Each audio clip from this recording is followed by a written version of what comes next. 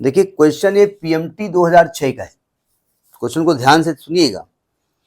Question कह रहा है कि tube of length L is filled completely with an incompressible liquid of mass M and close to both of the ends. ठीक है। The tube is then rotated in a horizontal plane and about one of its ends with a uniform angular velocity omega. The force exerted by the liquid at the other end is what? क्या मतलब है? Practically समझिएगा। ये tube है, इसके अंदर एक liquid भर लीजिएगा, ठीक है। लिक्विड को कहा गया इनकम्प्रेसिबल। इनकम्प्रेसिबल मतलब कंप्रेस होने पर उसका वॉल्यूम ना चेंज हो जाए। जैसे कोई चीज, जैसे मान लिया आप जब आटा मारते हैं या हमारा पेड़ा बनाते हैं, पेड़ा जानते हो ना। एक हमारा दिल्ली का स्टूडेंट था, उसको पेड़ा नहीं मालूम था, तो हमने उसको एक बार पेड़ा दिखाया था, ये पेड़ा होता है। तो उसने कहा अच्छा होता होगा।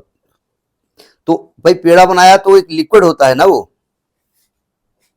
तो जब उसको बनाते हो, जब उसको दबाते हो तो उसकी डेंसिटी कम हो जाती है, बढ़ जाती है, वो पिचक जाता है। तो बोले इनकम्प्रेसिबल है, दबने पर उसका वॉल्यूम ना चेंज हो, ठीक है। खैर, या डेंसिटी ना चेंज हो। अब आपने उस रॉड को ऐसे घुमाना शुरू किया तो पानी उसके अंदर भरेगा, तो पानी बाहर की ओर भागने की कोशिश करेगा ना, ये सेंट्रीफ्यूगल फोर्स काम करेगा ना। तो सेंट्रीफ्यूगल फोर्स काम करेगा तो दूसरे एंड से वो निकल जाएगा अगर एंड खुला होता। अब चूंकि खुला नहीं, बंद है, तो दूसरे एंड पे जाके पानी फोर्स मारेगा नहीं मारेगा? वही आपसे कह रहे हैं कि कितना फोर्स मार रहा है, ठीक है। तो देखो ये एक हॉरिजॉन्टल सर्कल है, जैसे गाड़ी का पहिया, तांगे का पहिया ऐसे चलता है ना, वर्टिकल सर्कल होता है। कुम्हार की चाक देखी है, जिसमें ऐसे वो बनाता है अपना लकड़ी, वो मिट्टी के बर्तन बनाता है, वो हॉरिजॉन्टल चलता है, ठीक है। ये एक हॉरिजॉन्टल सर्कल है और ये अपने इस एक्सिस के चारों ओर रोटेट हो रहा है। मान लिया उसकी जो एंगुलर वेलोसिटी है वो ओमेगा है, ऐसे रोटेट हो रहा है, ठीक है। और इसलिए रोटेट कौन हो रहा है? एक रॉड है, ये एक ट्यूब है, ऐसे ये ट्यूब है, ठीक है। ये ट्यूब रोटेट हो रही है। ट्यूब के अंदर क्या भरा हुआ है? लिक्विड भरा हुआ है, ठीक है। लिक्विड जो टोटल ट्यूब की लेंथ है वो L है और टोटल लिक्विड का मास M है। जब इसको रोटेट करोगे तो लिक्विड सर्कुलर मोशन की वजह से इस ट्यूब से बाहर निकलने की कोशिश करेगा। ये बाहर की ओर एक सेंट्रीफ्यूगल फोर्स काम करेगा। चूंकि यहां पर ये बंद है इस वाले एंड पे, तो एंड पे धक्का मारेगा। वही आपसे कह रहे हैं कितना धक्का मारेगा। तो जरा देखिए, हम पहले क्या किया, इस ट्यूब का एक छोटा सा पार्ट लिया हमने dx लेंथ का, ये देख रहा आपको, और यहां से x दूरी पर लिया, ठीक है। और इसका मास हमने मान लिया dm, वेरी स्मॉल मास है। समझ में आ गई बात नहीं आ गई? तो इसका स्मॉल मास निकालें पहले। देखो टोटल मास कितना है, कैपिटल M है ना, और टोटल लेंथ L है। तो अगर मैं कहूं mass of small length dx अगर निकालना हो, स्मॉल लेंथ dx, तो देखो टोटल मास m है। अगर टोटल लेंथ से डिवाइड कर दें, कैपिटल L लिखिए, स्मॉल L लिखिए, कैपिटल L। अगर टोटल लेंथ से डिवाइड कर दें तो क्या ये मास पर यूनिट लेंथ नहीं आ जाएगा? पर यूनिट लेंथ का मास आ जाएगा। और उसको dx से मल्टीप्लाई कर दें तो इस वाले जो इतना लिक्विड है उसका मास नहीं आ जाएगा dm, ठीक है। अब देखो, जब ये लिक्विड रोटेट करेगा, जब ये रोटेट करेगा तो ये वाला जो मास है ये भी तो रोटेट कराएगा, ऐसे नहीं रोटेट करेगा। किस सर्कल में करेगा? एक्स सर्कल में करेगा ना, एक्स रेडियस के सर्कल में करेगा ना, ये एक्स रेडियस होगी इसकी, नहीं होगी। तो ये कितना फोर्स एक्सर्ट करेगा? Force exerted by DM, small DM. तो डीएफ मान लेते हैं, तो फोर्स mr ओमेगा स्क्वायर होता है ना।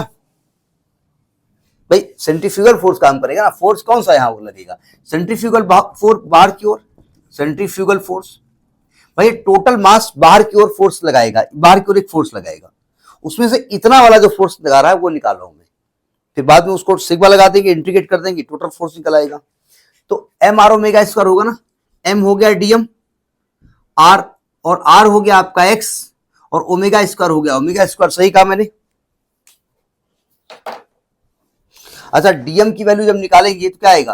Capital M upon L into dx into X omega square. सही कहा मैंने? ये डीएफ हो गया।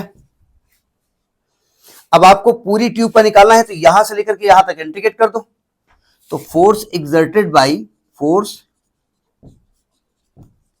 एग्जर्टेड इसलिए कहा कि ये जो सेंट्रीफ्यूगल फोर्स है ये कर क्या रहा है, ये जो लिक्विड है बाहर की ओर एक फोर्स लगा रहा है। तो नियमतः अगर ट्यूब खुला होता तो बाहर यहां से पानी निकल जाता, लिक्विड निकल जाता। चूंकि ट्यूब बंद है तो बाहर जो भी लिड यहां बंद है उस पर एक फोर्स लगा रहा है। तो total force exerted by whole tube, तो जब F निकालेंगे तो इस DF को इंटीग्रेट कर दो। चूंकि लेंथ के एलांग कर रहे हैं तो लेंथ कहां से कहां लेंगे, 0 से लेकर के L के बीच में। तो 0 से L, DF की वैल्यू क्या है, M/L into DX into X into omega square. अब इसकी वैल्यू निकालो, ये नोट कर लिया ऊपर वाला, मैं इस डायग्राम को रब कर देता हूं। आप जानते हैं अगर x के रेस्पेक्ट में आप इंटीग्रेट कर रहे हैं तो इसका x²/2 होगा। तो ये अच्छा, ये टोटल फोर्स F हो गया। F इज इक्वल टू, यहां M बाहर लिख दिया, L बाहर कर दिया, ओमेगा स्क्वायर बाहर कर दिया, और x का इंटीग्रल क्या हो गया, x²/2, लिमिट 0 से L। अब लिमिट रखो, M/L इंटू ओमेगा स्क्वायर, ये आएगा L²/2 माइनस 0, L कट जाएगा तो आएगा M ओमेगा स्क्वायर L/2, ये फोर्स आएगा। क्या ये पार्ट किसी भी ऑप्शन का है, M/L ओमेगा स्क्वायर? हाँ, वेरी गुड, ये ए पार्ट का है। ए पार्ट इस सही। समझ में बात आई कि नहीं, कंसेप्ट करिए इसको।